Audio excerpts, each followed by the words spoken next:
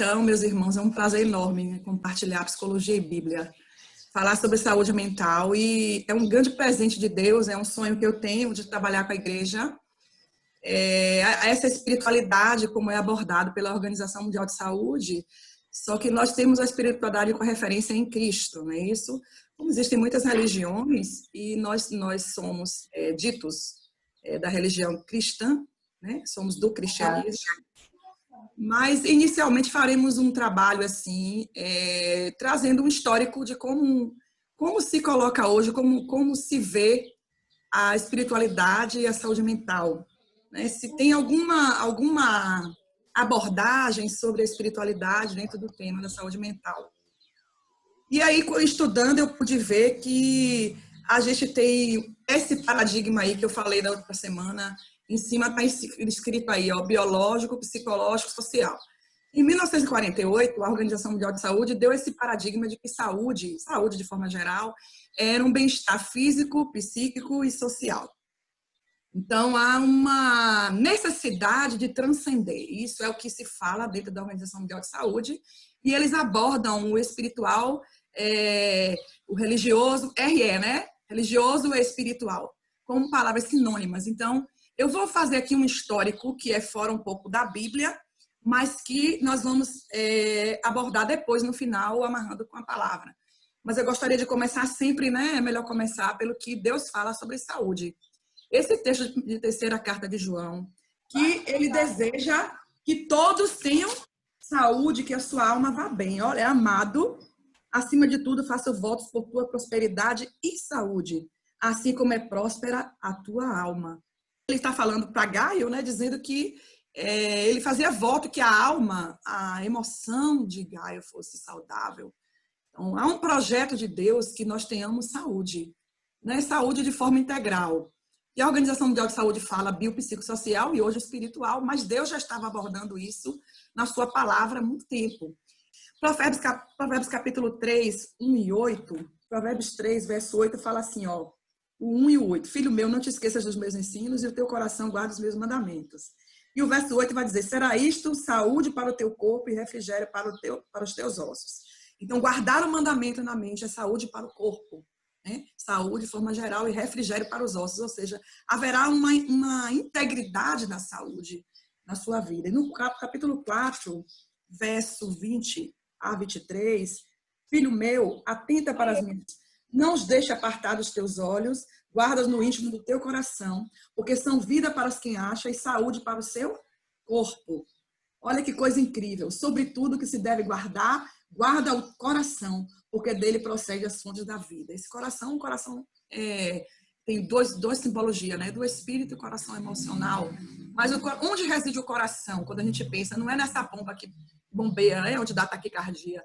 O coração, tudo na nossa vida começa na nossa mente, né? Então, a gente está falando de saúde mental, mas eu estou falando de saúde de forma geral agora na Bíblia. Então pensando aqui, como a gente estava falando, a gente tem que ter a saúde integral. O projeto de Deus é que tenhamos saúde. Então, que isso fique bem claro, saúde e começa na mente. E aí a gente tem, ao longo da história, né, os filósofos, os poetas, todos falando sobre uma saúde de forma geral, né, sobre mente sana, corpo são, uma mente sana, um corpo são. Então, a cabeça comanda e o corpo executa. Tudo começa na cabeça. Nossa questão está na nossa forma de pensar, como a gente vê o mundo, né? E isso tem muito a ver com as informações que nós temos, com a nossa cosmovisão.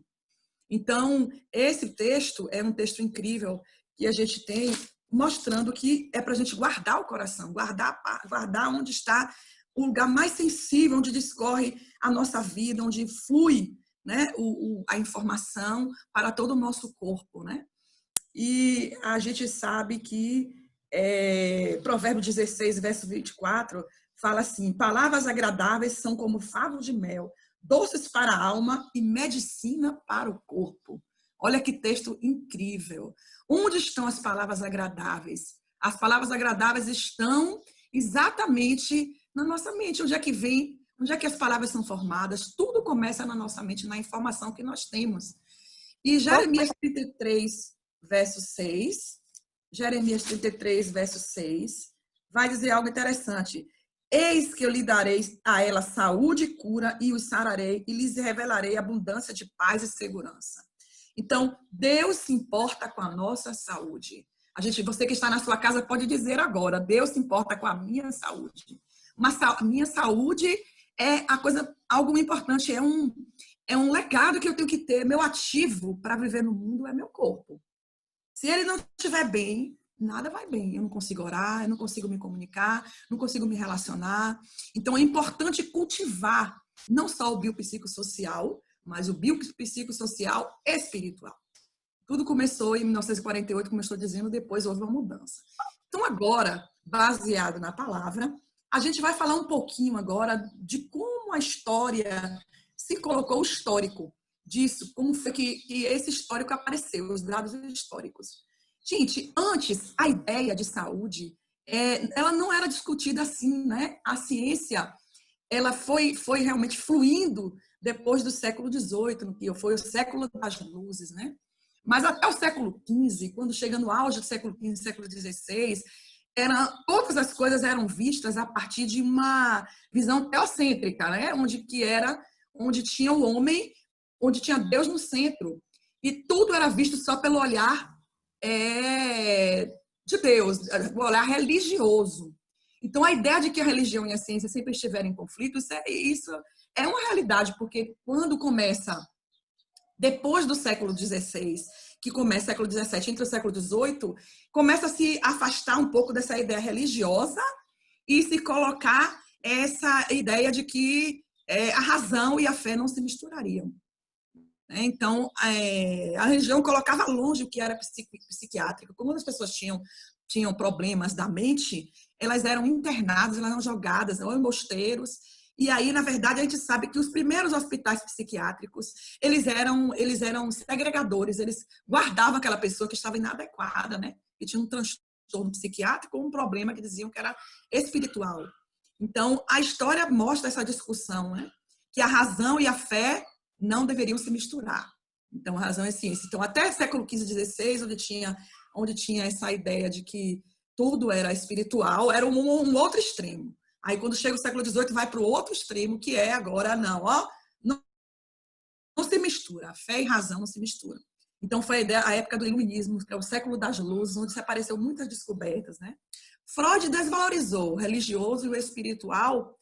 E ele escreveu um livro, né, O Futuro de uma Ilusão e o Mal-Estar da Civilização. Ele vai discutir exatamente sobre sobre a neurose, né, sobre que ele fala da influência da razão, né, e sobre a religiosidade e a psique. Ele dizia que isso não tinha consonância. E ele chega até a dizer, em alguns momentos, né, essa rejeição dele pelo espiritual, e ele influenciou muito a comunidade médica. Então, a partir daí, foram se afastando, então houve o antropocentrismo. Né? Eu vou falar assim porque não é interessante para a igreja ver tudo isso. O que é antropocentrismo? O homem no centro. Antes, tudo se referia a Deus. Agora vai se referir ao homem. Né? Mas a gente vai lembrar que o primeiro hospital psiquiátrico que foi construído por religiosos em Valência, na Espanha, em 1409. Né? No Brasil, teve várias instituições de tratamento psiquiátrico que também foram construídos pelos religiosos. Então, no século XIX, existiam muitos que eram antirreligiosos, médicos, desenvolveram críticas sobre isso, né? E tomaram como a doença, a patologia. Várias experiências religiosas eles diziam que não era possessão, ou não eram... Havia uma discussão se era possessão demoníaca ou se era um problema psiquiátrico, tipo, a pessoa surtar. Se você vira uma pessoa surtada, você vai dizer que a pessoa está endemoniada. Então, um dizia que era espiritual, o outro dizia que era uma doença da mente. Então, essa briga toda, né, trouxe essa ideia do que é patológico, né? O que é psicopatologia? O que é patologia? Uma patologia é o desvio das normas. Quando as pessoas não estavam dentro das normas, elas eram contidas e elas eram segregadas em hospitais psiquiátricos. Então, a ideia de normalidade e anormalidade vai diferir o que é dentro da sociedade, de uma para a outra, né? Ao longo desse tempo na sociedade. Então, gente, qualquer definição de anormalidade vai refletir mais dentro de uma questão social. É quando a pessoa está inadaptada, quando a pessoa não está adaptada e ela tem um sofrimento. Então, ela está com uma patologia. Então, a partir do século XIX, foi se vendo isso de patologia, essa ideia do psiquiátrico foi se formando. E os hospitais, por muito tempo, eles tiveram esse cunho de segregar, né? Então, tivemos a reforma psiquiátrica aqui no Brasil, e que faz agora a ideia, hoje, estão internando cada vez menos as pessoas quando elas estão inadequadas, quando elas têm uma patologia.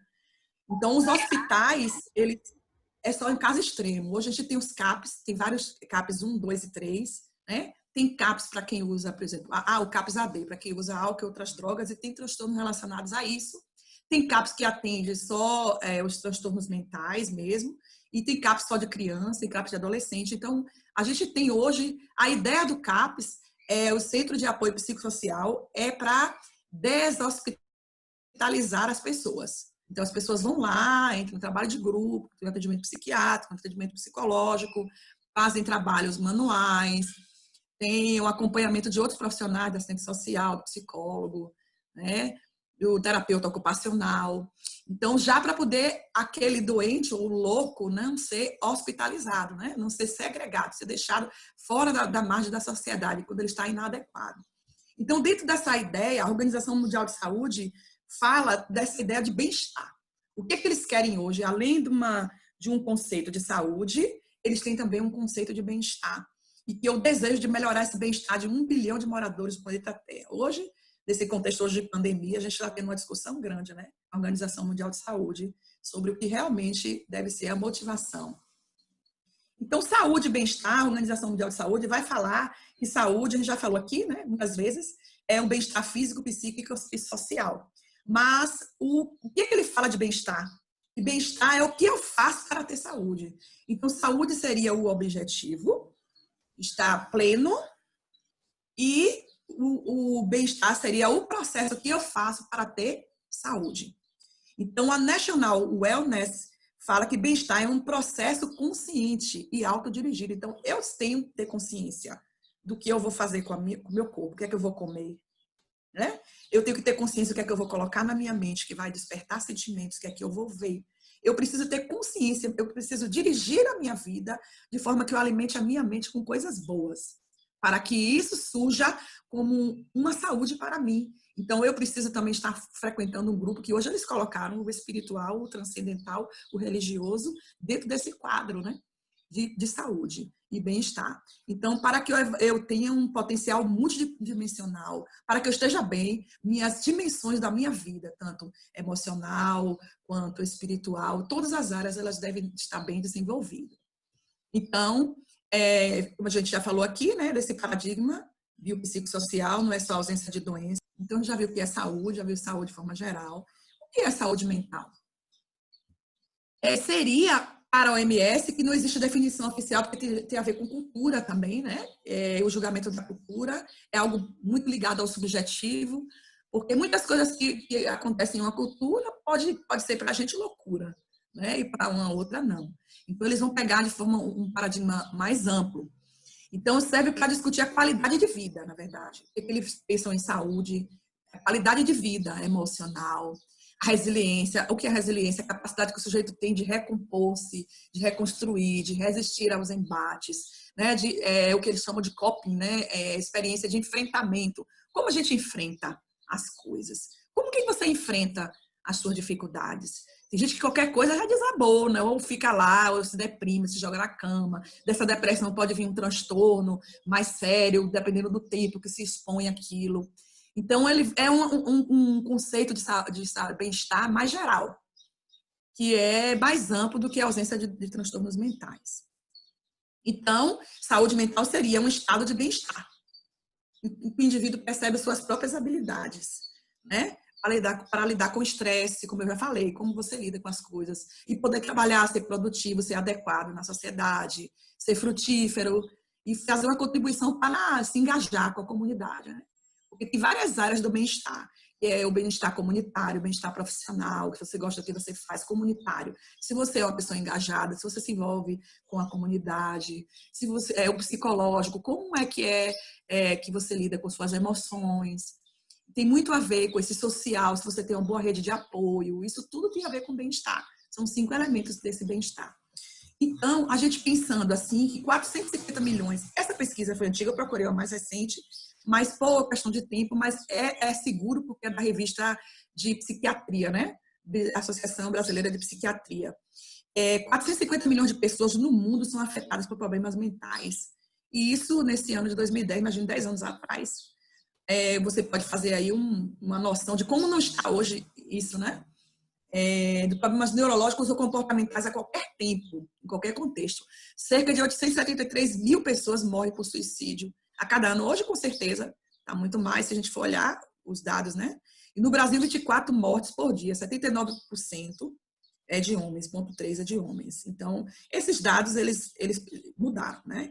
Mas só para a gente ter uma base, uma noção de que hoje, inclusive, eu estava lendo que a Organização Mundial de Saúde fala que os processos de saúde na área de saúde mental, que é uma área que ninguém está prestando atenção na pandemia, e hoje aumentou-se muito o número e muita gente já se suicidou, né? Porque muitos empresários também que já tiveram prejuízos, já fecharam suas lojas, já fecharam suas empresas e hoje estão tendo grandes problemas porque não tem esse suporte emocional, né? Esse lastro, esse coping, essa capacidade de enfrentamento.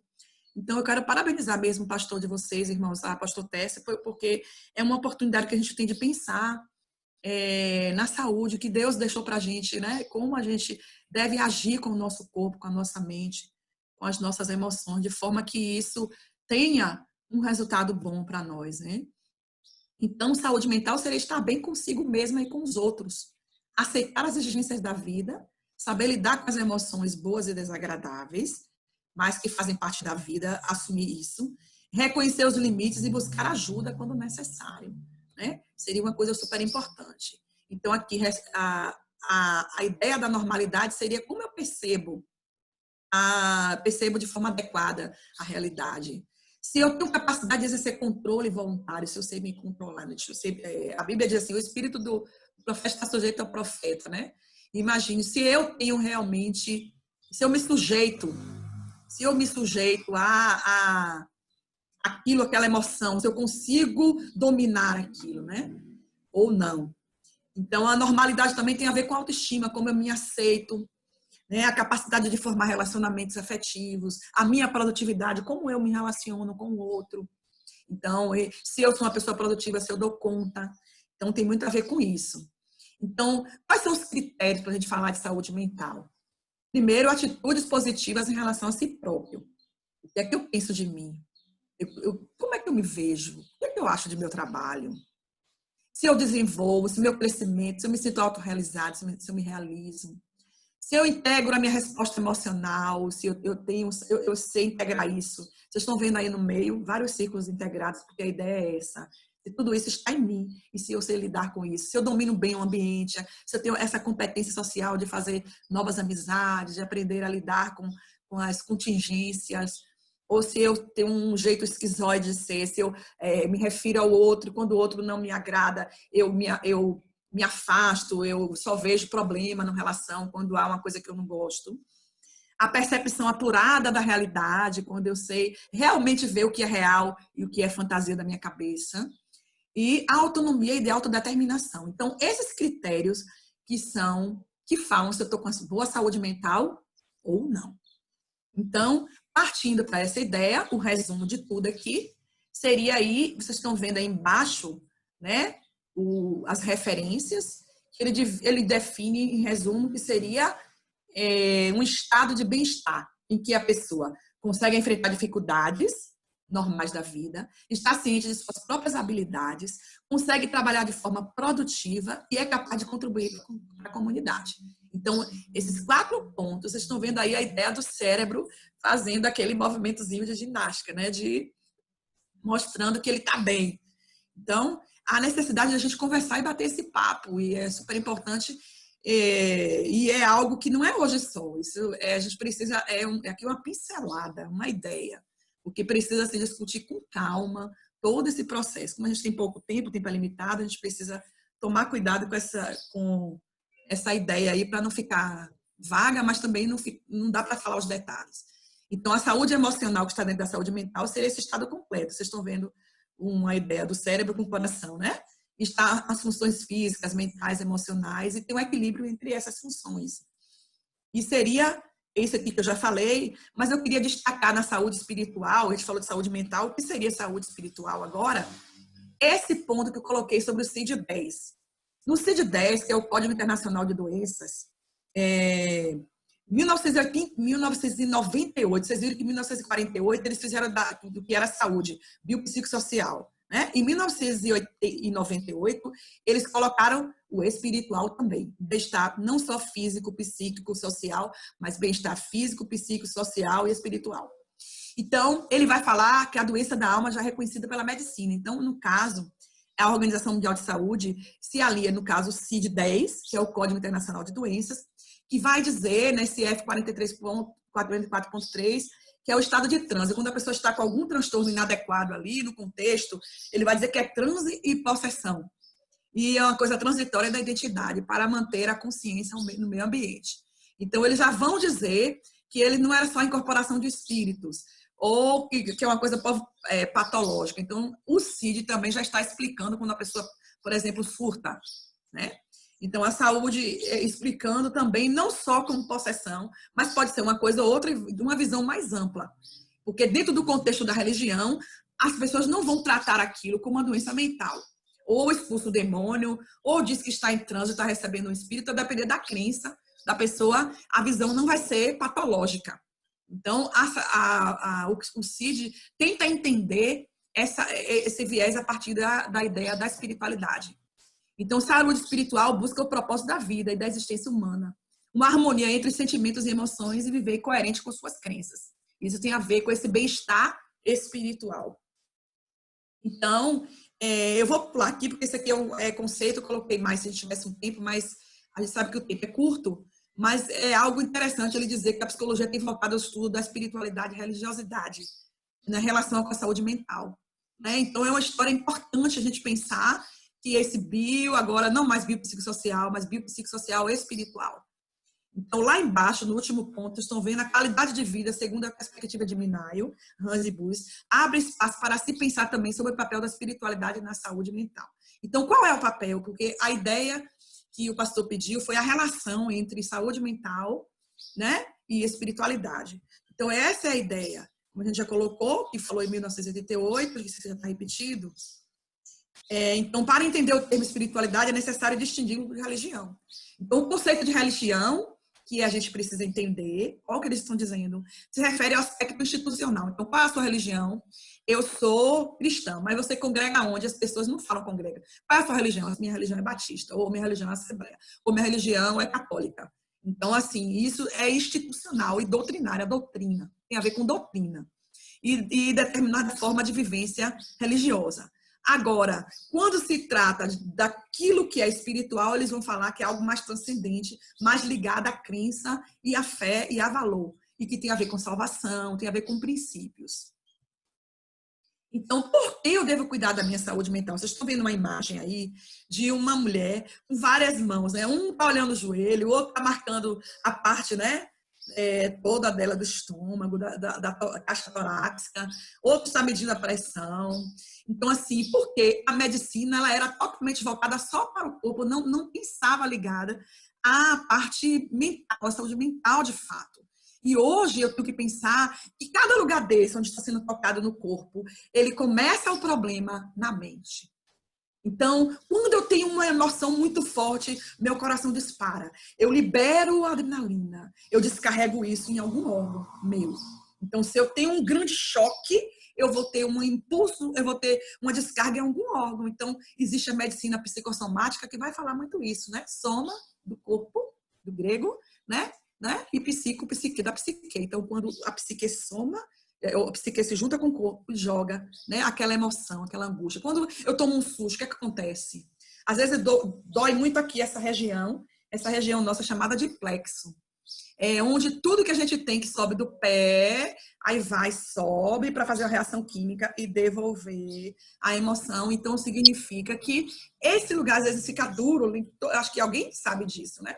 E às vezes isso aqui endurece quando você está tenso, às vezes a pressão sobe. E tem gente que tem pressão alta só por causa do emocional. Então, é importante cuidar da minha saúde mental, porque mente sã, corpo são. Com certeza, eu concordo super com isso. Então, está intimamente ligado à saúde física e ao nosso comportamento. Por isso que eu devo cuidar da minha saúde mental. E é importante cuidar da saúde mental porque ela é a base do bem-estar. É ela que vai fazer a gente ficar bem. Então, como é que eu vou respeitar? Por que é importante? Porque eu tenho que respeitar a minha humanidade. Eu tenho que pensar no físico, eu tenho que pensar no social, eu tenho que pensar no intelectual, no espiritual, no emocional. Então, vocês estão vendo que estão interligados. Então, é importante olhar o homem de forma holística. Por muito tempo, a gente achou essa palavra holístico fora de uma ideia de um cristão. Holístico quer dizer o todo. Você ver o homem como um todo, um ser integral. Né? Então, a própria Bíblia fala espiritual, me corpo. Então, é importante a gente ter essa ideia. Então, que saúde mental é uma parte da saúde. Por isso que é importante eu cuidar da minha saúde mental. Saúde mental é mais que ausência de doença. A gente já viu aqui mais ou menos o paradigma. Então, lembra aquela história? Mente sã, corpo são. Uma mente sã, num corpo são. Mente sana, incorpore sano. Então, foi o poeta romano Júnior Juvenal que falou isso. No século I depois de Cristo, número 2 depois de Cristo, ele falou isso. E aí a gente vai lá pegar na Bíblia tantos textos que se referem a essa história de você cuidar e administrar sua própria vida. Então essa é a terceira parte, né? Que é como eu devo administrar isso tudo na minha vida? Eu pensando realmente de uma forma que venha me trazer um resultado. Toda essa história que eu estou falando aqui não teria sentido se a gente não tivesse uma referência maior, né? E nossa espiritualidade, ela começa baseada na ideia do novo nascimento. Então, saúde espiritual na Bíblia seria o quê, gente? Então, de forma para a gente sintetizar o que a gente está falando. O que seria importante a gente pensar? Em João 3, a gente sabe que a história do Nicodemos com Jesus, que eu amo, essa história, todo mundo conhece esse texto, é um texto bem conhecido. Ele vai falar algo tão interessante sobre nascer de novo. Nicodemos procura a Jesus, porque ele sabia tudo na razão, mas ele não tinha uma conexão com o mundo espiritual. Ele não tinha entendimento. Dentro dele tinha uma lacuna. O que é que ele fazia para conhecer o reino de Deus, para entender o que era o reino de Deus, né? Então, Jesus vai falar. Então, Nicodemos, ele era príncipe dos judeus. Ele era um fariseu, ele era conhecido, né? E ele chamou Jesus de Rabi. Ele fala assim no verso 2: sabemos que és mestre, vindo da parte de Deus, porque ninguém pode fazer estes sinais que tu fazes se Deus não estiver com ele, né? A isto respondeu Jesus: em verdade, digo, igual como Jesus já trouxe o paradigma, ó Nicodemos, seu problema aqui é esse. Eu vos digo, se alguém não nascer de novo, não pode ver o reino de Deus. Então, o ponto principal para ter saúde espiritual é o entendimento de que reino eu participo. Eu preciso entender quem sou eu. Se eu nasci de novo, o que é nascer de novo? Ele vai perguntar. Eu vou entrar, pode um homem nascer de novo, sendo velho? Porventura voltará ao ventre materno e nascerá a segunda vez? Respondeu Jesus: em verdade te digo, quem não nascer da carne, ou quem não nascer da água e do Espírito, não pode entrar no reino de Deus. O que é nascido da carne é carne. O que é nascido do Espírito é Espírito. Não te admires de eu te dizer, importa-vos nascer de novo. Então, o que é essa história de nascer de novo? É algo que você tem uma plena convicção de que você não pertence mais a este mundo. Estamos no mundo, mas estamos aqui tendo uma experiência humana, mas somos um ser espiritual. Então, esse paradigma de saúde mental, na área saúde, então a relação que nós temos entre saúde mental e saúde espiritual é totalmente importante. Totalmente importante.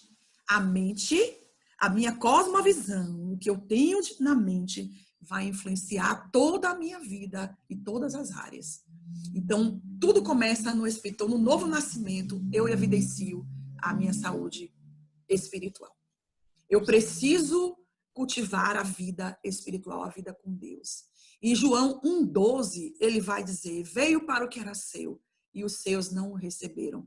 Mas a todos quantos o receberam, deu-lhes o poder de serem feitos filhos de Deus, a saber, os que creem no seu nome. Essa João 3,1 é a terceira carta eu vou pular, que eu já li, mas João 4:24, ele vai dizer, Deus é Espírito. Olha que interessante. Deus é Espírito. Deus é Espírito e importa que os seus adoradores o adorem em espírito e em verdade. Então, não podemos fazer as coisas de Deus de forma que não contemplemos essa área espiritual. É tão importante lembrar que o Espírito está pronto. Olha aí, Mateus 26:41. Se teu espírito, se você tem convicção de que você nasceu de novo, de que você é uma nova criação, como eu falei na última vez que nós estivemos juntos, se formos nascidos de novo, estamos prontos para a batalha. Você pode repetir aí na sua casa? Eu nasci de novo, eu estou pronta para a batalha. Então, nossa carne, está falando da carne, fala das nossas debilidades, das nossas necessidades de comer, de agir, de sentir. Não é carne no sentido pejorativo. Nossa vida humana, nossa vida natural. Porque carne, a gente, você está na carne, estaremos na carne até o Senhor Jesus nos chamar. Depende do contexto. Então, a gente precisa lembrar que a gente não é guiado mais pela carne. Não somos mais guiados pela carne. E aí a Bíblia vai dizer, andai em espírito e jamais satisfareis as concupiscências da carne. Lembra da palavra concupiscência que eu falei na semana, há 15 dias atrás? Concupiscência vem de epitúnia, desejo. Então, jamais satisfareis os desejos, as paixões, os anseios do seu corpo. Então, o corpo é um patrão tirano, apela forte, né? Assim, como a gente está vendo diante de uma comida, por exemplo, que a gente gosta muito, muitas vezes a gente perde a temperança, come muito, depois passa mal, a pressão lá sobe, né? Ou então a gente fala assim, igual uma irmã que falou um dia para mim, ela tinha um problema de saúde, e aí eu disse, não coma essa comida que vai lhe fazer mal, vai piorar sua gastrite, vai subir sua pressão. E essa gordura não é bom para você pela sua idade. Ela disse, Jesus, repreende essas gorduras. E olha, eu mandei Jesus repreender e fiz crau. E comi. Então, gente, isso é totalmente fora do que preconiza a palavra de Deus. Porque nós temos que ter aquela palavra, temperança. Porque temos uma tendência a exagerar. Porque nós temos um patrão tirano, que é o nosso corpo. E nós não estamos ainda com um corpo novo. Que nós vamos receber, né? Porque 1 Coríntios 15 fala que isto aqui que é mortal se revestirá da imortalidade. E a nossa alma, tudo que é corruptível, se revestirá da incorruptibilidade. E quando isso que é mortal se revestir da incorruptibilidade, então será dita uma palavra, tragada foi a morte pela vitória. Então não chegou ainda. Então, enquanto não chega, temos que ter disciplina sobre as nossas concupiscências, sobre os nossos desejos. Né? Então, Gálatas vai dizer, andai em espírito e jamais satisfareis a necessidade, o desejo, as paixões da nossa carne. Então, comer, beber, aos casados ter sexo, tudo isso é lícito. Mas é preciso ter sobre nós a temperança. Todo extremo é perigoso. Todo exagero revela uma falta. Então, se eu tendo demais para um lado, é porque, na verdade, eu preciso tomar cuidado com isso, né? De que está havendo alguma coisa em mim que não está bem. E onde foi o modelo bíblico que chegou e trouxe esse problema de saúde mental? Onde foi que começou esse sofrimento emocional? Lá em Gênesis. Em Gênesis, no capítulo 3, eu vou adiantar porque vocês já conhecem bastante, né? Capítulo 3, verso 7, fala que abriram os olhos de ambos quando eles foram tentados, saíram do limite que Deus deu. De 7 a 10 vai dizer isso. E eles abriram os olhos, eles sentiram medo, ouviram a voz do Senhor, que estava no jardim, pela viração do dia, esconderam da presença do Senhor. O homem e sua mulher, por entre as árvores do jardim, chamou o Senhor Deus. O homem lhe perguntou, onde estás? Então ele está dizendo que ele sentiu medo. Então respondeu, ouvi a tua voz no jardim, estava nu, tive medo e me escondi. Ele sentiu medo, vergonha. Foi aí que entrou o medo e a vergonha. Então, não havia vergonha, culpa, medo e ansiedade. A saúde mental, sentada na palavra de Deus, aí no 2:25, você vai ver exatamente essa ideia de que, ora, um ou outro homem e sua mulher estavam nus e não se envergonhavam. Não tinha vergonha, não existia vergonha. Né? Não existia culpa, não existia nada disso. Então, nós precisamos administrar essa vida, isolar, nos evitar, nós devemos evitar o isolamento social. E aí a Bíblia, Provérbios 18, verso 1, diz: aquele que se separa, aquele que ele se insurge, ele se rebela contra a verdadeira sabedoria. Então, eu preciso também alimentar bem e cuidar do meu corpo. Ele vai falar que o corpo é templo do Espírito Santo e eu preciso cuidar do templo. Então, outra necessidade que eu tenho de administrar minha própria vida. E fazer o que eu gosto é uma coisa importante, né? Praticar os exercícios que está falando, fazer essa coisa, quer comais, quer bebais, ou faças qualquer outra coisa, fazer tudo para a glória de Deus. Então, alimentar uma boa estima vai ajudar a nossa imunidade. Nesse momento de pandemia, é muito importante cuidar, tomar um sol. Esse sol que melhora, né, a vitamina D, ele é de 11 às 16 horas. Você vai pegar nessa fase, que é o sol que é proibido tomar, você vai tomar só 15 minutos para melhorar essa vitamina D. Mas também você vai ter bons alimentos, não precisa ser caro, um abacate, por exemplo, você se alimentar bem, não comer gordura, fritura, evitar muito sal, açúcar, tudo isso faz parte da saúde mental, de uma boa administração da vida, uma boa melhora da sua imunidade, uma boa descarga de serotonina no seu organismo. Então, essa ideia do bem-estar tem a ver com Maslow, né? Abraham Maslow, ele colocou a pirâmide das necessidades. E lá em cima está no topo a necessidade de você ser uma pessoa realizada. E na base está a necessidade fisiológica, a necessidade de comer, de dormir, de se alimentar bem, de estar bem, né? Depois você vai ter a segurança, vai ter social e até autoestima. Isso é como se fosse uma revisão do que a gente já fez. Vocês estão vendo aqui nessa pirâmide de Maslow a autorrealização lá em cima e lá a interrogação espiritual. Porque quando foi pensado nisso, não tinha sido essa discussão, né, clara do bem-estar espiritual, que hoje já tem. Então, isso já não é mais a interrogação, coloquei isso para a gente lembrar. Então, cuide de si, administre sua própria vida. Porque aceitar seus sentimentos, conhecer suas vulnerabilidades, desenvolver talentos e interesses, envolver-se com outras pessoas, saber buscar ajuda, é algo que faz você promover o seu bem-estar emocional, a sua boa saúde mental, sua boa relação entre saúde mental e saúde espiritual. Então, isso aqui a gente já falou, né? Mente sã e compulsão, padrão de pensamento, feridas que prendem, mágoas, raiz de amargura faz muito mal para a saúde, que a gente pode abordar em outro momento, como hoje é só uma visão geral. Violência doméstica também gera muito problema de saúde mental, saúde de surto, muita gente surta porque não aguenta, faz um mundo paralelo. O ciclo da violência também tem que ser quebrado. Pessoas que podem estar nesse momento, peça ajuda, porque você tem sempre alguém que pode lhe ajudar, né? Então, Daniel Goleman, ele trabalha sobre as emoções e ele diz que quando as emoções dominam, o intelecto não pode nos conduzir a lugar nenhum. Então, temos que tratar as emoções, né? Tem o Janeiro Branco, que é a campanha de saúde mental, né? Saúde emocional. Eu fiz até na rádio um dia uma discussão sobre você falar sobre a saúde mental o ano todo. Parabéns, pastor Tess, por isso, né? E ele fala dia 10 de outubro é o Dia Mundial da Saúde Mental. É um dia que se comemora, mas a gente precisa pensar nisso durante todo o ano. Então, eu achei incrível isso e o que Einstein fala, né? E Pedro vai dizer que junta a fé, o conhecimento, e tem umas traduções que fala fé com ciência, devemos juntar, né? E Einstein vai dizer, a ciência sem religião é manta, a religião sem ciência é cega. Fantástico, né? Albert Einstein. E a gente tem aqui a figura do Senhor Jesus, né? Um protótipo, né? Na verdade, a gente não sabe se ele tinha esses olhos claros todos, mas assim, a ideia de que Jesus é a nossa grande inspiração na área do nossa biografia, aliás. E a gente fica pensando aqui nessa biografia, quanta coisa a gente pode tirar.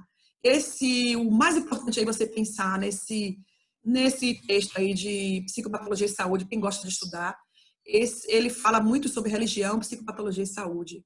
E tem uma boa versão da Bíblia, é muito importante, né? A NVI, a King James, eu uso muito. E essa ideia de pensar que a fé e a religião, elas caminham juntas, isso é algo já que Pedro vai dizer. Junta, mas não se vanglorie. Paulo vai dizer que a ciência incha, mas o amor edifica. Então, a gente precisa pensar e lembrar de que se alguém quiser falar comigo, está aqui. Agora, não sei se tem algum tempo para a pergunta. Porque o assunto é denso, pastor. O senhor me deu um desafio. Com certeza. Veja, é uma pergunta de Emília aqui, acho que vocês não estão ouvindo, mas eu vou tentar trazer um exemplo verídico. Eu já contei isso na igreja, serve até para você ilustrar em outras mensagens. Certa feita, eu sou dentista, né? Então certa feita eu estava no meu consultório e apareceu um senhor já com uns 80 anos de idade. Ele é acompanhado do filho de 60 anos de idade. E esse senhor queixava-se de dores nas costas. E esse senhor já tinha passado por ortopedista, já tinha passado por neurologista, já tinha passado por psiquiatra, já tinha feito ressonância, tomografia, raio-x, tudo que ele já tinha procurado e essas dores não desapareciam. Ele me disse assim: doutor, é como se fossem macacos arrancando minha carne. Essa expressão eu ouvi, Meu Deus. né? E eu fiquei pensando, eu digo, meu Deus do céu, esse cara já passou por profissionais tão capacitados, né? Eu sou dentista, eu sei cuidar da boca, do dente, mas nas costas, o cara vem me procurar para curar nas costas. E aí eu fiquei Interessante, pastor. pensando assim, o que é que eu vou falar para esse homem, né? Aí eu cheguei, olha, o senhor está aqui, senta aí na cadeira e abre a boca, né? Eu vou começar a examinar a boca, que eu não ia examinar as costas, né? Mas você sabe aquela coisa que vem do Espírito de Deus, aquele WhatsApp do céu? Quando Sim. ele sentou, que eu comecei a examiná-lo, me veio assim o que estava acontecendo ali. Aquela coisa que Deus revela, né? Eu Uhum. virei para ele e disse assim: o seu problema eu já sei o que é. É porque você não perdoou seu vizinho. Aí Uau. ele tomou um susto e disse: mas aquele cara não vale nada, a vaca dele foi quem passou pro meu quintal. E aí ele, rapaz, ele ficou uns 5 minutos esculhambando o cara, aí depois ele se assustou. E o senhor é o quê? Eu digo, dentista. Uau. Eu digo, Uau. pois é, vá lá, perdoe seu vizinho, não tem remédio para isso não. Isso é falta de perdão que está aí, né, entranhada aí na sua estrutura física. Incrível, pastor. Eu quero gravar isso aí que o senhor falou para poder. E é incrível. O senhor fechou sua ideia? Sim, sim. As feridas que prendem. Tem um texto incrível a Bíblia, é uma aula de inconsciente de psicologia, gente.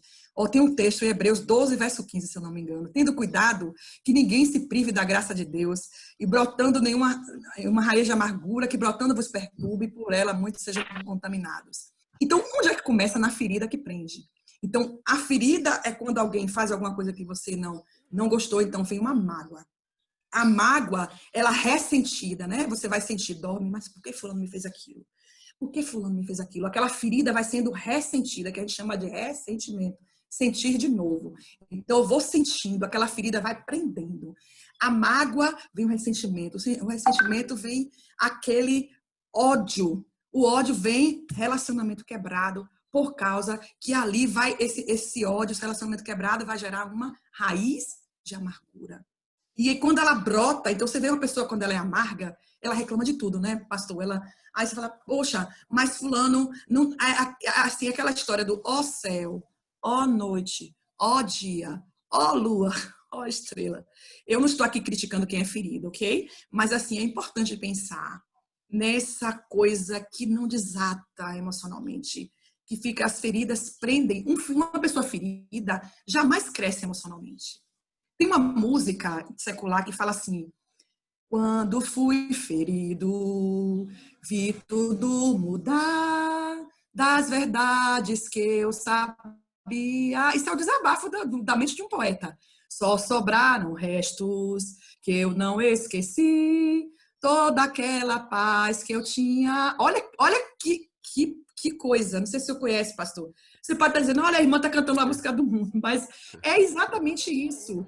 É Eu exatamente isso. vou, eu vou complementar. Tem uma outra música que o pastor Pedro Moura cantou lá na igreja. Sentimento ilhado, morto e amordaçado, volta a incomodar.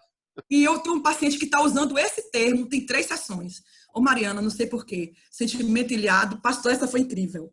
Essas 3 últimas sessões, uma paciente falou isso para mim. Eu não sei porquê. Sentimento ilhado, morto e amordaçado, volta a incomodar. Então, gente, como é importante a gente cuidar do psiquismo. Pastor, isso aqui a gente tem que fazer um processo lento, que a gente tem um tempo limitado, né? De tempo, porque as informações são muitas. E eu sei que as necessidades são muitas. E o meu chamado é esse, né? Trabalhar, sinto necessidade de mais preparo a cada dia para trabalhar na academia, com uma visão acadêmica, mas dentro da espiritualidade. Porque sentimento ilhado, morto e amordaçado, qual é o sentimento ilhado, morto e amordaçado que está te incomodando hoje? Né? Como é importante pensar sobre aquilo que me paralisa. Eu estou lá adorando, daqui a pouco eu me lembro daquela palavra que alguém me disse, aquilo brota, eu despenco. Né? Eu estou ali lendo a Bíblia, daqui a pouco uma memória me vem à tona, aí eu me sinto rejeitada, né? Aquela pessoa que não tem nenhum amor próprio, aí acha que Deus não ama. Eu ouvi de uma pessoa há 2 dias falando assim: Mariana, Deus não me ama, porque Ele não responde às minhas orações. E ela tem um problema sério com paternidade. Aí eu dizendo para ela: sim, mas de onde é que você tirou isso? Aí eu fui mostrando para ela quanto Deus já respondeu, já livrou. Mas a pessoa ferida não consegue enxergar o amor de Deus. Naquela história, nasceu de novo, mas não tratou, ó, a cosmovisão. A visão que eu tenho de mundo, a visão que eu tenho do outro. Então, quando eu mudo essa visão, a minha cosmovisão, tudo ao nosso redor muda. Lá no meu Instagram, eu tenho até um vídeo que eu estava fazendo um trabalho sobre saúde mental em Salvador, falando isso, que a minha cosmovisão, a forma que eu me vejo, vai refletir na forma que eu vejo o outro. O que é que eu acho do outro? O que é que eu acho de mim? Né? A estima, o que eu sinto por mim, vai ter muito a ver com aquilo que eu tenho na minha mente de memória.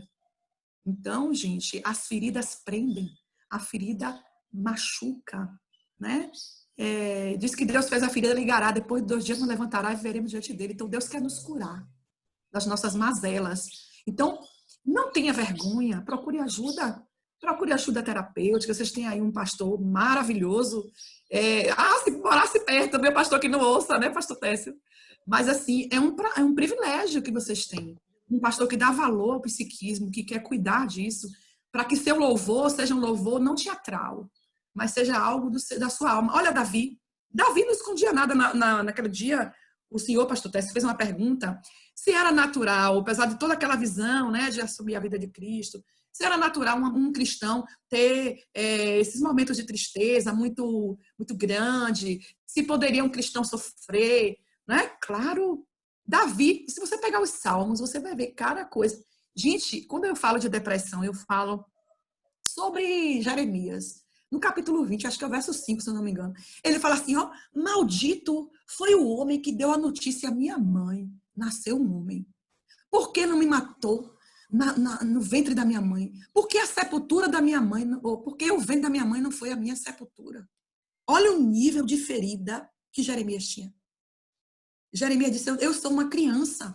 Olha Moisés era gago. Moisés disse assim, olha, manda outro, eu sou pesado de boca. Deus falou, quem fez a boca do homem? Então, Deus sempre quer mostrar pra gente o que ele pensa de nós. Então, eu preciso transicionar o meu pensamento. A minha ferida. A ferida pode vir de vários lugares. Pode vir de um pai, pode vir de uma mãe, pode vir de um amigo.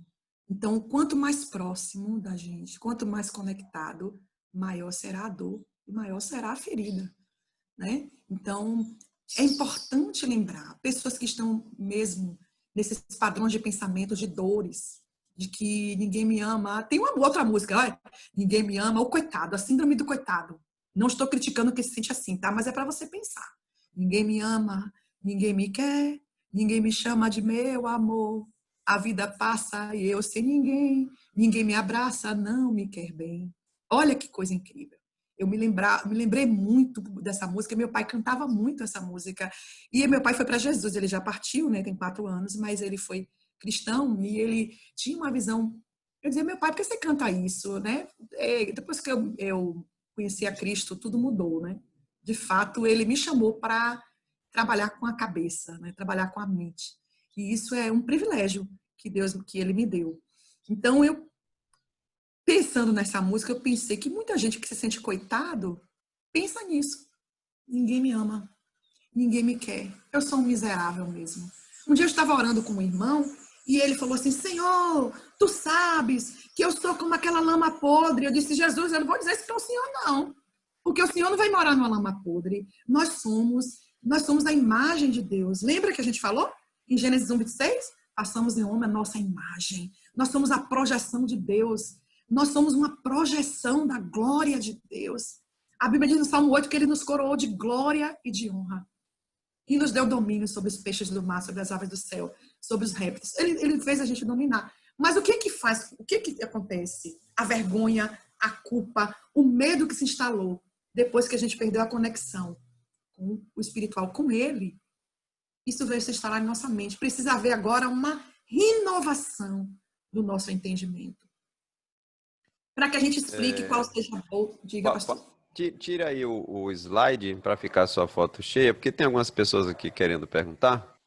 Eu vou abrir aí para o pessoal que desejar perguntar, ou pelo... Paz, pastor. Bom dia, Paz, doutora. irmão. Pode falar.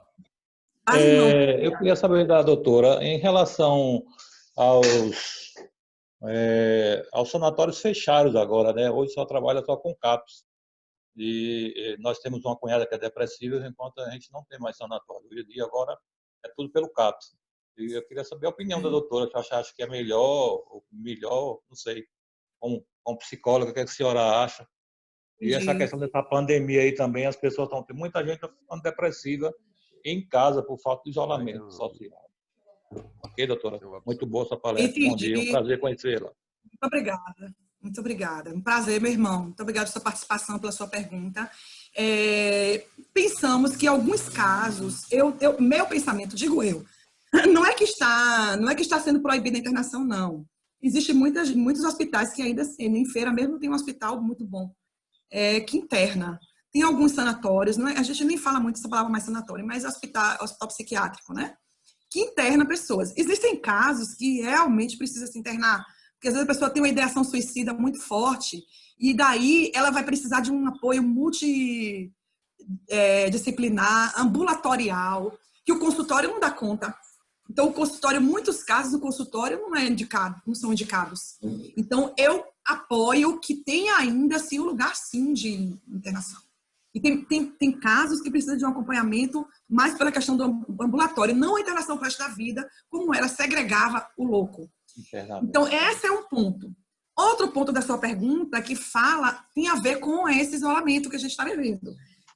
Inclusive, isso que você está falando, meu irmão, é bem comum, porque eles já reconhecem que a grande questão hoje é o pós-pandemia. A pandemia pós-pandemia. Será uma pandemia psiquiátrica. Isso já está acontecendo. Muita gente já está com muita gente com ideação suicida, voltando. Eu tenho casos de pacientes que estavam estáveis, já estavam trabalhando, estavam noivos, que desmanchou tudo, alguns casos, porque voltou todo o problema, porque parou a vida. E aí agora a gente teve que voltar com ela, enviar de volta para o psiquiatra avaliar e fazer nova medicação. E a família com muito amor mesmo, oração, família cristã.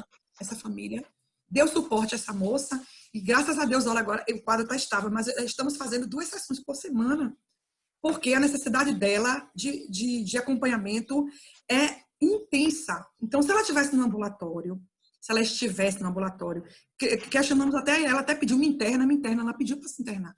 Só que aí a gente deu assistência, a família deu, a psiquiatra deu, a gente fez um link online e conseguimos estabilizá-la.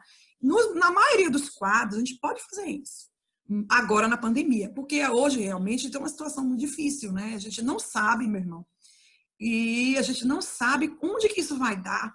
Não sabemos onde isso vai dar. Porque ninguém sabe o que a discussão medicamentosa ainda está sobre como tomar, o que tomar, né? Um diz que toma cloroquina, o presidente diz uma coisa, aí a OMS diz outra, e a gente fica assim. Mas, enfim, o que eu estou dizendo é que existe uma pandemia, existe um vírus, que é um provocador, mas muitos problemas de saúde mental que existem, eles estavam latentes dentro das casas. E no convívio, que as pessoas têm pouco convívio, o que acontece? As pessoas tiveram mais dificuldade de lidar com suas angústias, porque não se movimentam, não fazem atividade física, não fazem um exercício, não faz nada. Então, isso cria mais problema. E muita gente que no fight entre seus pais ou entre seu esposo, porque agora é a oportunidade de conversar, de ter família. Então, você tem um caso aí que você me disse que precisa se internar, né? E não tem como internar. Mas não é só por causa da pandemia. O sistema também hoje é muito precário. Infelizmente ainda a saúde mental ainda é um desafio. Eu me sinto desafiada a trabalhar com isso, inclusive tenho um projeto de residência multidisciplinar para lidar melhor com saúde mental. Então é importante a gente pensar sobre isso, né? Tem uma pergunta aqui, outra pergunta, não sei se eu respondi a pergunta do irmão direitinho, se o irmão está satisfeito, mas apareceu outra pergunta aí no chat, pastor, não sei se o senhor viu, Isso. sobre qual é o meu posicionamento sobre suicídio e salvação. Isso, responda aí, por favor.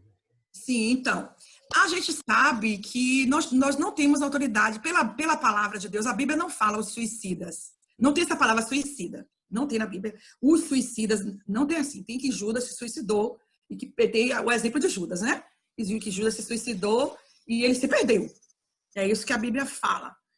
A Bíblia diz que os homicidas não herdarão o reino dos céus e, provavelmente, por esse contexto, não há salvação para quem se suicida.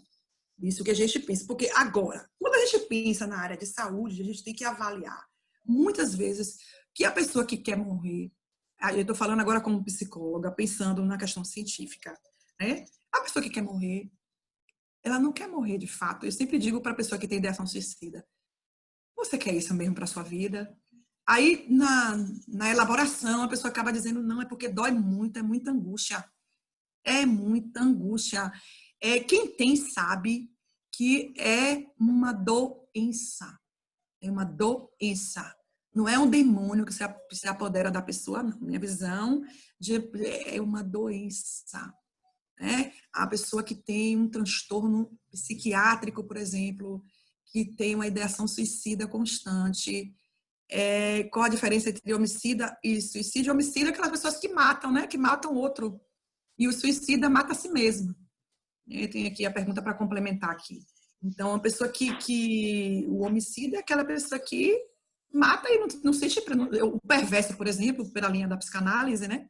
Ele corta e diz assim, eu cortei, eu matei. Não tem tantos casos aí como o da Elise Matsunaga, que matou o empresário da Yoki, que cortou. Tem aquele outro caso da Suzane Richthofen, que é homicida.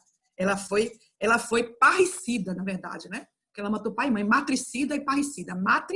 A terminologia sida quer dizer matar, né? Então, assim, matricida, ela matou a mãe, e parricida, ela matou o pai, a Suzane Richthofen, né? E ela hoje tem esse estigma, né? De matricida e parricida. Então, quando você mata a primeira instância, pai e mãe, será que uma pessoa dessa tem recuperação? Não é estrutura perversa, né? Uma estrutura, não é perversa de perversidade, é de estrutura, forma de ver. Então, você pegar um animal, por exemplo, e você matar o animal, você não tem compaixão nenhuma. Pegar o passarinho do seu pescoço, por exemplo. Isso é uma pessoa já que é perversa, né? Que tem a ver com uma pessoa que mata e não sente nada. Mas o homicida, tem muitos homicidas que se arrependem. Por exemplo, nós temos a ideia daqueles que estavam lá na cruz com Jesus, né, pastor?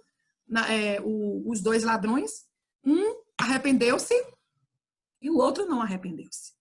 E aí o outro disse assim, desce da cruz que a gente vai crer.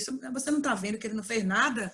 Um se arrependeu, aí Jesus, lembra-te de mim, Jesus ali naquele momento o perdoou. E o outro se perdeu. Então, sem arrependimento, é impossível salvação. E aqueles que matam precisam arrepender-se. Então, Deus é o Deus misericordioso. A Bíblia diz que a cada manhã as misericórdias dele se renovam. Né? E a gente precisa entender que no último momento, eu não posso dizer fulano, o que eu posso dizer assim, fulano não foi para o inferno, fulano, eu não estou aqui para julgar isso. Minha função não é essa. Minha função não é julgar. O pastor se matou, foi para o inferno. Né? Eu não posso julgar isso. Eu não posso dizer. Agora, claro, que pelo que a gente lê, não sei como pastor pode falar mais um pouco sobre isso, né, pastor? É uma coisa importante pensar que doença é algo que a gente tem que considerar, né? Esse é um assunto de uma grande discussão. Já tivemos discussões sobre isso e, na verdade, a gente não vai ter assim um consenso. Não temos um consenso, né? Mas eu creio, por exemplo, que cada caso é um caso, porque você tem o caso do suicídio de Judas, claramente ele se perde, mas você tem o suicídio de Sansão, que é aprovado por Deus, e depois ele é elogiado lá na frente como herói da fé. Né? Eita, boa lembrança, isso mesmo. Inclusive, eu falei de Sansão naquele dia, né? Última vez que a gente estava juntos. Tem uma outra pergunta. A psicopatia e a esquizofrenia, existe a predisposição genética? Isso é confirmado? Olha, A gente não pode dizer que é confirmado, mas a gente sabe que predisposição genética tem a ver também com o ambiente, né? Então, assim, eu até acabei de fazer um estudo sobre genoma, a gente falando um estudo sobre genoma com o pessoal da Adventista, e ele falando, um médico muito bom, ele falando que a gente pode cultivar genes, a gente pode nascer com o código genético para aquela predisposição, mas a gente pode cultivar de uma maneira outra coisa. Por exemplo, se eu tenho, vou pegar aqui um exemplo trivial. Se eu tenho uma predisposição à pressão alta, então eu tenho um histórico, meus familiares têm, com certeza eu tenho que ter um cuidado maior com isso. Mas, com certeza, a esquizofrenia existe uma predisposição genética. E isso vai juntar com o quê? Com o meio ambiente, com a história de vida, desde a vida intrauterina, quem foi essa mãe, quem foi esse pai, as primeiras instâncias. Então, a gente tem, sim, essa influência. Tem uma pergunta aqui, Neiva.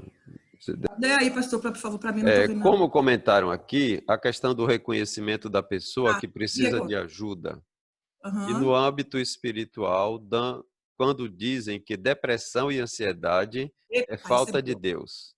Claro que Deus é o que pode tudo, mas nós, como cristãos, qual o posicionamento devemos ter com irmãos que têm essa patologia? Deve ser depressão e ansiedade, né? O posicionamento é totalmente natural, meus irmãos. Totalmente, minha querida Neiva. A gente precisa lembrar dos nossos queridos irmãos que estão na Bíblia. Como eu falei aqui sobre... até o próprio... Vamos pegar aqui o exemplo do Elias. Eu quero morrer. Não sou melhor que meus pais. Ele teve uma grande guerra e depois ele deprimiu, ele se colocou numa caverna, né? Tem muita angústia. É muito ruim, eu vou dizer aqui para vocês, porque eu tenho vários casos no consultório. É muito ruim quando a gente pega uma pessoa que tem tem uma depressão maior, uma ansiedade, uma angústia, uma síndrome de pânico e critica essa pessoa. Isso você não ajuda em nada.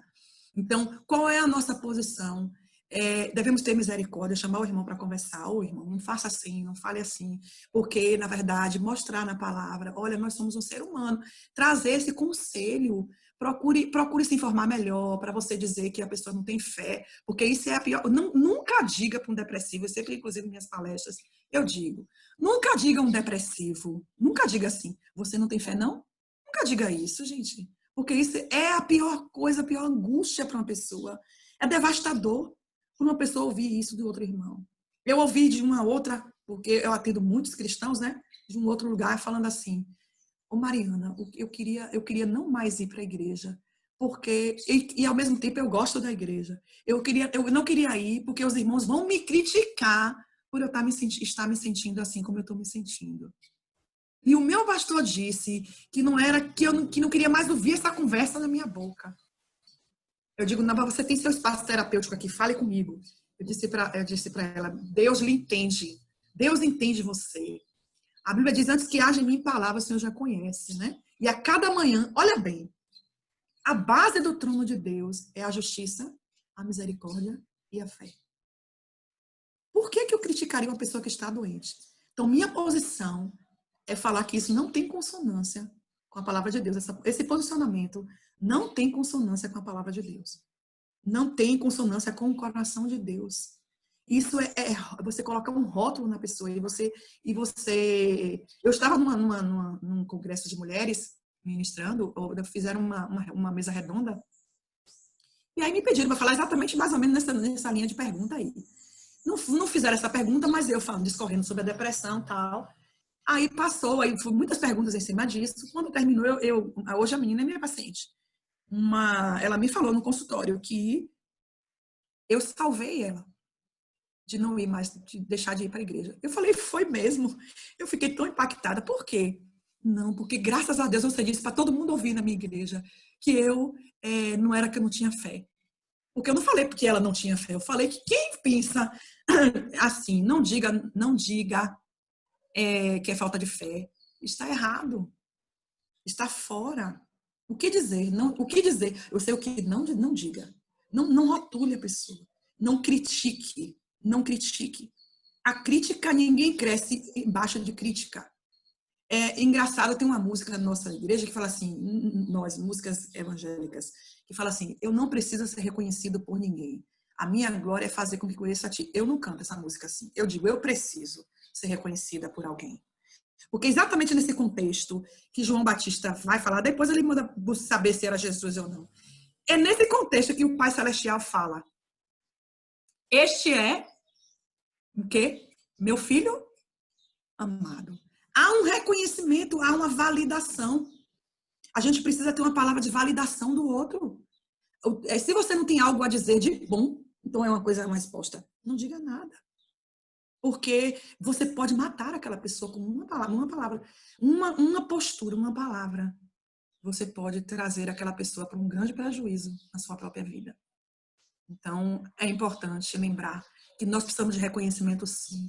Precisamos de abraço, sim. Precisamos de toque. Precisamos expressar o que sentimos pelo outro. E se não for uma coisa boa, é bom a gente elaborar, ver se aquilo não é nosso, né? E resolver os nossos litígios com as pessoas. Porque quando a gente fala, a gente não edifica. Esse tipo de coisa é realmente algo que a gente precisa tomar cuidado. Uma última pergunta aqui, porque nosso horário já avançou. É uma pergunta de Altadize. A paz, doutora, sobre o perdão. Nós perdoamos todos os dias, é bíblico. Aquela pessoa que, deve ser perdoamos, aqui está, perdíamos, né? Aquela pessoa que perdoamos machuca a outra todos os dias e nos sentimos tristes. Isso interfere na cura? Ou seja também um ataque espiritual àquele que está contrito? Deve ser mais ou menos isso. Não sei se você compreendeu aí a questão. O senhor pode trocar em miúdos aí direito, pastor, com sua... O que é que o senhor entendeu aí da pergunta? Responda direito. Pelo que eu entendi aqui, é o seguinte, é uma questão sobre perdão, né? Que ela tem que perdoar todo dia, porque a Bíblia fala isso, mas é como se fosse alguém que machuca todos os dias. E acho que talvez a dificuldade do perdão diário, talvez. É o 70 vezes 7, minha irmã. Perdoar vem de per, que é si, e doar-se. Né? A gente precisa aprender, é doação. Essa história de que eu perdoei 100% e vou ter uma amnésia, não, quem perdoa esquece, não esquece, esquece não. O que é perdão? Eu sempre digo, perdoar é lembrar sem dor. Você vai lembrar, mas não vai doer. Né? Então, assim, você vai soltar, deixar aí. Eu vou pegar uma história aqui do nosso mestre querido, nosso Senhor Jesus, que ele vai dizer que tinha aquela história do cara que perdoou, que soltou, que ele fala que perdoar é soltar. Eu não sei se o senhor lembra do texto, pastor, que aqui você solta, que ali o original quer dizer isso, que você liberar, será liberar. Quem não perdoa vive atado. É como se você tivesse amarrado a pessoa, né? E você se amarra a pessoa que você não perdoou. Então, é importante liberar a pessoa para que ela possa ir. Então, diariamente, é o perdão diário. É o pão diário. Então, é incrível. A oração do Pai Nosso, pastor. Isso. Não é? É a oração. Eu sempre falo isso. Isso eu posso falar em qualquer lugar. Eu já falei isso na igreja também. Já sei o que você vai e olha falar. que eu não ouvi. Estamos no só espírito. Ela é uma oração totalmente terapêutica, universal. É uma oração que fala de compartilhar, né? De você ser concomitante. Ao mesmo tempo que eu perdoo, eu sou perdoado, né? Assim como nós. É uma análise psicológica, eu acho que a psicanálise é totalmente encontrada nisso, quando você pensa em si, no outro, né? Você sabe qual é o seu lugar, qual é o lugar do outro. Então, assim como é incrível, né? Então, porque Deus não chamou a gente como robô. E complementando, nesta oração, Jesus amarra o pão nosso de cada dia com o perdão nosso de cada dia. Ou seja... aí quer dizer. Então, não é incrível, pastor? Sim, fala, pastor. Assim, a saúde é uma oração terapêutica para o corpo, o pão nosso que alimenta o nosso corpo, e o perdão que alimenta o nosso espírito. É a saúde integral, holística. E olha, pastor, uma coisa no Pai Nosso que é incrível. Sabe o quê? que o Pai Nosso tem quatro coisas para Deus, direcionadas a Deus. Pai Nosso que está no céu, santificado seja o teu nome, venha a nós o vosso reino, seja feita a vossa vontade, assim na terra como no céu. Agora vamos, ó. O pão nosso de cada dia nos dai hoje. São 6 relacionadas ao homem. Perdoai as nossas ofensas, assim como nós. Então, tem muito mais a ver. Ó, vai de Deus para nós e de nós para o outro, né? Tem muito mais a ver com a minha relação com o outro. Né? Então, o Pai Nosso, por isso que é chamada de oração universal, porque ela não tem... e é isso que é espiritualidade, gente. Isso que é saúde mental relacionada à saúde espiritual. Para mim, pastor, é incrível, apesar de não ter colocado no... Bendita foi essa pergunta. Apesar de não ter colocado nos slides, para mim, nós poderemos dizer que saúde mental ligada à saúde espiritual, a resposta está no Pai Nosso. Sim? Você concorda? Com certeza. Porque a gente nós precisamos lembrar de que é concomitante, de que você precisa lembrar que você implanta e você vai colher, se você tem um coração perdoador, a primeira pessoa a ser beneficiada é você. Quer ver você dizer? Eu vou dizer que eu imagino que eu tenho uma mágoa do pastor Técio. Eu digo, eu não aguento pastor Técio. Ai, meu Deus, mas eu não aguento. Aí eu tô lavando os pratos, ó, o pastor Técio lá. Eu tô, por que ele me fez isso? Aí eu vou pro carro, ó, o pastor Técio lá. Meu Deus, o pastor Técio fez isso. Aquilo está sendo gestado, é ferida. Né? Aquela mágoa, aquela coisa. E vai começando a travar o rosto, ou vai descarregando uma imagem. O que é que eu preciso fazer? Eu preciso trocar a visão que eu tenho do pastor Técio. Preciso cantar uma música, vamos cantar. Jesus, eu vou começar a transicionar o meu perdão para uma realidade. Porque dizer, eu perdoo, eu preciso fazer um movimento em direção a. Perdoar não significa ficar, como diz minha avó, lé com crer. Não sei se é lé com crer. Perdoar significa deixar o outro ir. Aí eu levo o pastor, não aguento, não faz o quê? Faz o que Jesus falou, solta, desamarra, deixa livre, deixa ir. Deixa ir, meu irmão, minha irmã. Deixa ir para longe as tuas dores, as tuas mágoas. Porque, verdadeiramente, eu acho, o vicário, né? De Isaías 53, que fala assim, que ele levou sobre si as nossas dores. Eu acho incrível isso. E isso foi o olhar de psicologia. As dores da nossa alma e as enfermidades do nosso corpo. Ele levou sobre si as nossas dores e enfermidades. O castigo que nos traz a paz estava sobre ele, pelas suas pisaduras nós fomos sarados. E antes desse texto, no início do texto, lá no verso 2, fala que ele era o mais... Eu já disse isso a uma paciente. Você não é a mais ajeitada do mundo, não. O homem mais ajeitado morreu há 2020 anos. Quer dizer, mais ou menos, pensa nisso, né? Porque ele fala, ele era o mais rejeitado entre os homens. Homens de dores, no plural. E sabe o que é padecer. Jesus sofreu rejeição desde o ventre. Ele sofreu rejeição desde o ventre. Porque a mãe dele foi suspeita de que tinha adulterado. Todo aquele processo de vai para lá, vem para cá, de perseguição, aquelas crianças. Imagine a culpa que essa criança não poderia carregar, porque morreu-se muitas crianças no lugar dele. Então a gente fica pensando num Jesus etéreo, aquele Jesus glorificado que, Jesus, ele sentiu tudo que nós sentimos. Então ele é 100% homem, 100% Deus. E ele trouxe essa marca pra gente. A gente precisa olhar para ele e dizer não. Aí me falaram assim, desculpa, Jesus é Jesus. Aí eu disse, é? Então se ele se fez homem para nada, então, né? Ele se fez homem para nada. Então, Pai Nosso, vamos parar de orar. Então, amados, é a verdade. Ter dor, ter angústia, sofrer, chorar, está no lema de João 16:33. Próprio dito por Jesus. No mundo, tereis, mas tem de bom ânimo. Isso, olha, gente, isso aí é uma resposta para o depressivo. Tem de bom ânimo. Ou seja, não desanima. Eu venci o mundo. E nas entrelinhas está lá, se eu venci, tu também vencerás, se tu estiveres comigo. Posso todas as coisas naquele que me fortalece. Em todas as coisas somos mais que vencedores por aquele que nos amou. Porque eu bem sei que nem a morte, nem a vida, nem anjos, nem principados, nem potestades, nem coisas do presente, nem coisas do porvir, nem altura, nem poderes, nem qualquer outra criatura poderá nos separar do amor de Deus que está em Cristo Jesus, nosso Senhor. Aleluia. Glória a Deus. Né? Que lindo, viu? Essa palavra nos levanta. Maravilhoso. Né? A palavra de Deus nos levanta. Então, tudo que Deus quer para você, meu querido e minha querida, é boa dádiva, é dom perfeito, desce do Pai das luzes, em quem não há mudança nem sombra de variação. Deus determinou que você fosse uma pessoa abençoada. Os céus são do Senhor, Salmo 115, verso 16, mas a terra ele deu aos filhos dos homens. Ele deu, a Bíblia, eu acho incrível o desafio que nós temos de mudar a nossa mente, tudo isso para pensar. Como eu vou colocar isso na prática? É vivenciar a minha vida emocional, a minha saúde mental legal. Que ele vai dizer, ó, que a natureza, acho que é Romanos 8, pastor, não sei se é Romanos 8. 8:16.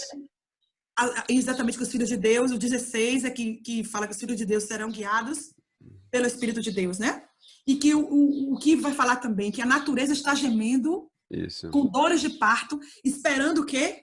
A manifestação dos filhos de Deus. Gente, a natureza, o mundo está esperando nós, mordomos. Lembra de mordomia que a gente tem? Nós batistas sabemos bem o que é mordomia? Ser um bom mordomo no mundo é cuidar bem dos rios, cuidar bem dos mares, é verdade, dos pássaros, da natureza, não jogar lixo, essas coisas que a gente já sabe. Mas também ser um bom mordomo de sua saúde mental. Ser um bom mordomo de sua saúde mental é dizer, Pai Nosso, o pão físico e o pão espiritual. É perdoar e é doar-se per si. Cada um de per si. Então, perdoar tem duas palavras, per e doar. É você se doar para o outro. Que aí você junta com Filipenses 2, né? Haja em vós, que fala de sentimento. O mesmo sentimento que houve em Cristo Jesus. Bom, se todos os cristãos evangélicos tivessem uma saúde mental e espiritual abundante, porque isso é ser testemunha do que Jesus faz.